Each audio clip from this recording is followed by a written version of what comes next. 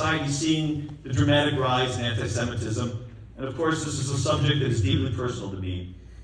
I'm proud of my tenure as chancellor of the Ohio Board of Regents, and then as CEO of the Hillel International system on college campuses. I came to truly love our public and private colleges and universities, and to appreciate their role in building and sustaining a vital civil society. Both the public sector through our state and federal tax dollars and our charitable deductions, and millions of families, including every one of you, through tuition payments and donations, are deeply invested in the success of America's colleges and universities. How do we impact the uniquely complex environment of higher education? Is it university presidents who must lead, contrary to the examples we witnessed in a congressional hearing this week? Is it trustees? Donors? What about legislators and governors who help direct higher education funding? Well, the answer, of course, is all of the above.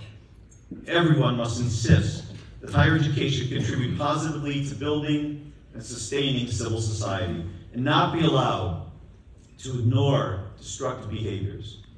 I'm well aware of the pressures that many students and parents feel about going to the right school. I have 2 children in college myself.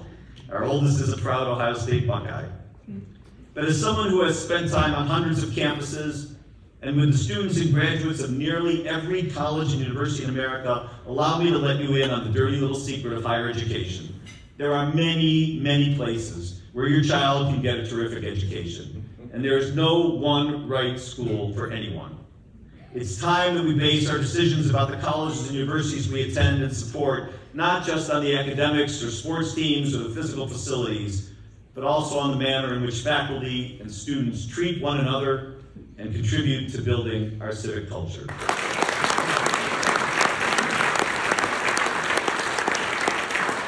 Today we are seeing too many universities failing that test.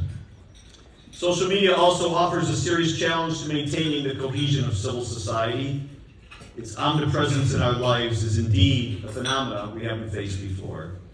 I remember that while I was running campaigns in this community, we would occasionally see these anonymous flyers containing what we would today call fake news show up on the windshields of cars in shopping centers or church parking lots.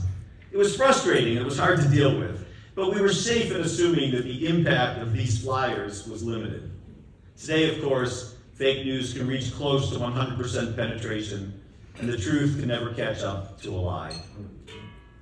While there are certainly legislative and market-based strategies to impact social media companies, and they should be pursued vigorously, the ultimate answer to the ubiquity of social media is the willingness of community leaders to use their resources, their reputations, and social capital to be clear about what is right and wrong. So I want to be clear that I am optimistic that both Israel and our American civil society will learn and apply important lessons from this moment. When I flew into Cleveland yesterday, I went through the airport security procedures that we take for granted, and that finally seem to be getting smoother with new technology and screening tools. Despite the fact that we've not had an airplane hijack since 9/11, I hear no one calling to dismantle these procedures. Similarly, our Jewish communities operating in the greatest tradition of public-private partnerships are working with law enforcement and government officials to strengthen the security of our institutions and to support our young people and our most vulnerable community members who are targets of anti-Semitism. Security and fighting anti-Semitism are permanent additions to the Cleveland Jewish Federation's portfolio, as they are of every Jewish federation in North America. I have another source of optimism.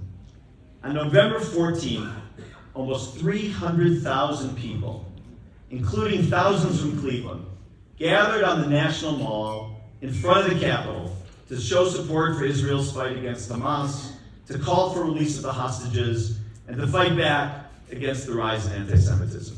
Speakers at the rally include Christians, Muslims, and Jews. The 4 top leaders of Congress, the Republican Speaker of the House, the Democratic Minority Leader of the House, the Democratic Majority Leader of the Senate, and a top-ranking Republican Senator, appeared on stage together, arms linked to one another. On what day, on what issue, have we seen such a high-level bipartisan display in recent years? I was one of the main organizers of the march, which was the largest ever for a Jewish cause in American history. There are 2 other notes from that day that make me optimistic for the future.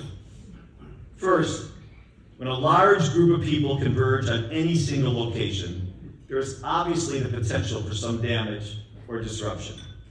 Yet 300,000 people came to Washington, and not a single sign was torn down, not a single arrest was made.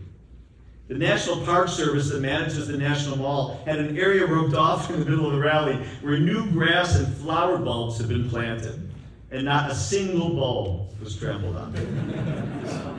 The Washington Metropolitan Transit System that operates the Metro tweeted afterward that it was their busiest day for ridership since the pandemic. Yet everyone waited in line calmly and politely. My favorite social media post came from a policeman who was on duty that day, saying he had been thanked for his service more in one day than in his entire career. That 300,000 people made that statement with just 1 week's notice inspires me and gives me the confidence that the forces of good in our society will prevail. Well, as Erika mentioned, today is the first day of Hanukkah, the Festival of Lights. I've been asked the question this week by the New York Times, the Wall Street Journal, USA Today, and more. The question is, will Jewish Americans be afraid to light their Hanukkah candles in public or have them visible in their windows? What the reporters who asked me this question don't know is that they're actually asking a profound and important question of Jewish law. The Talmud, which many of you know is that great compendium of Jewish law and tradition, specifically teaches that we should light the Hanukkah candles in places where the public can see them. It's called Persumei Hanes, or publicizing the miracle. The miracle, of course, being the success of the Maccabees, who more than 2,200 years ago saved the future of the Jewish people. There have been times in Jewish history, times of pogroms and inquisitions, when the leaders of the Jewish communities advised Jews not to light the Hanukkah lights in public due to safety concerns. But this is decidedly not one of those times. Just as we did by showing up on the National Mall, we will be more visible this Hanukkah, not less. We will light more candles, not fewer. Now, I have spent some time thinking about how it is that I ended up back at the City Club, not speaking about Ohio politics or debating a political opponent, but rather addressing this most serious topic on behalf of the Jewish communities of North America.